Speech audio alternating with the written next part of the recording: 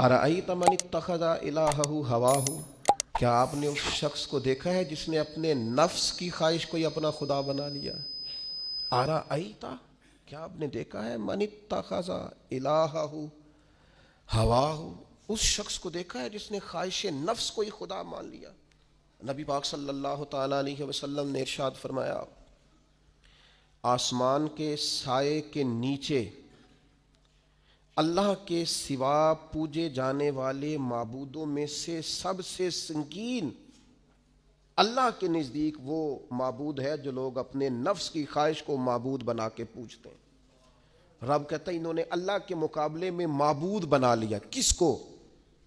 نفس کی خواہش کو۔ ایک طرف اللہ کا حکم ہے، ایک طرف نفس کی خواہش ہے، چلتے کس طرف ہیں؟ رب کہتا ہے انہوں نے نفس کی خواہش کو اپنا معبود بنا لیا، اللہ کا حکم نہیں مانتے۔ میں آپ سے ایک بات پوچھتا ہوں، جنازے کو بھی نماز ہی کہتے ہو نا؟ اس کا پورا نام کیا ہے؟ وہ بھی نماز ہے، اور فجر والی بھی نماز ہے۔ کتنا دوڑ رہا ہے بندہ، محلے کا ایک علاقے کا ایک بااثر آدمی انتقال کر گیا، دوڑ رہا ہے، چھٹی لی ہے، بھاگا آیا ہے، جلدی سے وضو کیا ہے، جنازہ پڑھنا ہے، لمبا چوڑا رش ہو گیا، صفیں گنی نہیں جا رہی، سر گنے نہیں جا رہے۔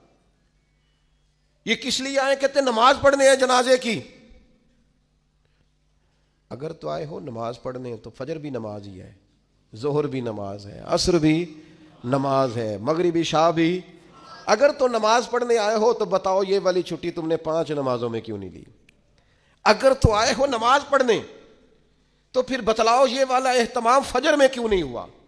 یہ تم نماز پڑھنے نہیں آئے، یہ ہم اللہ کے حضور حاضری دینے نہیں آئے، یہ وہ جو سیاسی رکھ رکھاؤ ہے، یہ جو ذاتی یہ نفس کی عبادت ہے، یہ اللہ کی عبادت نہیں ہے، یہ خواہش نفس کی تکمیل ہے، یہ رب کی عبادت ہے۔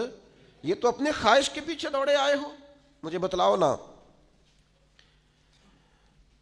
وہ ایک شاعر تھے، انہوں نے بات تو بڑی غلط کی، لیکن چلو بعض اوقات نصیحت کے لیے کچھ باتوں کو دہرا دینا چاہیے۔ پاکستان کے ایک معروف شاعر تھے، ان سے کسی نے کہا کہ آپ مسلمان ہیں؟ کہنے لگا آدھا مسلمان ہوں آدھا کافر ہوں۔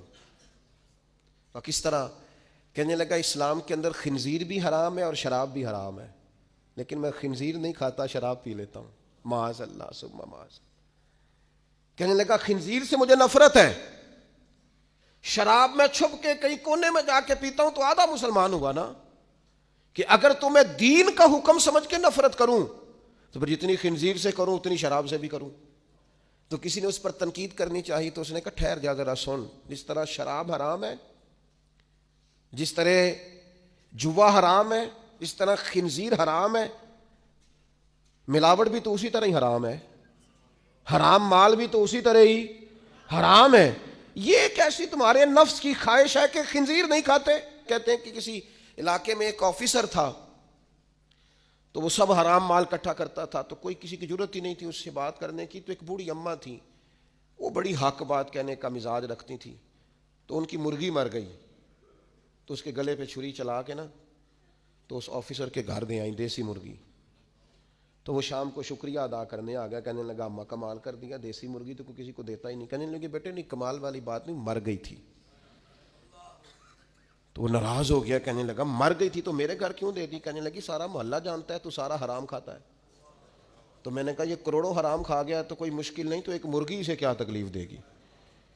تو وہ اللہ نے اس کے دل میں بات ڈالی، اس کو اثر ہوا، وہ رونے لگا، کہنے لگا بات تو ٹھیک کر رہی ہے، کروڑوں روپیہ حرام کا آئے تو وہ چونکہ نفس پسند کر رہا ہے تو وہ ٹھیک ہے، اور ایک مرغی صرف چھری نہیں چل سکی، مر گئی، تو اس سے الٹی آ رہی ہے، کہہ رہی ہے کیا مطلب ہے اس کا؟ وہ ہمارے ایک دوست ہیں، وہ کہتے ہیں ہمارے زمانے میں لوگ اس طرح کے پرہیزگار ہیں کہ ایک شخص کو ایک نیا جوتا مل گیا کہیں گرا ہوا، اس نے اس کا مالک ڈھونڈنا شروع کیا، کسی کا نیا جوتا گر گیا سڑک پہ تو ڈھونڈتا رہا، ایک پیر تھا، ڈھونڈتا رہا، وہ کس کا ہے بھائی کس کا ہے؟ تھوڑی دیر آگے جا کے اسے اس کا دوسرا پیر بھی مل گیا، پھر اس نے مالک ڈھونڈنا چھوڑ دیا۔ پہلے وہ نیک تھا کیونکہ ایک جوتا تھا نا، پہن نہیں سکتا تھا، جیسے ہی اسے اتنی تکلیف کی بات ہے امت مسلمہ میں، نفس کی خواہش کو خدا بنا لیا، جو تیری طبیعت میں آئے۔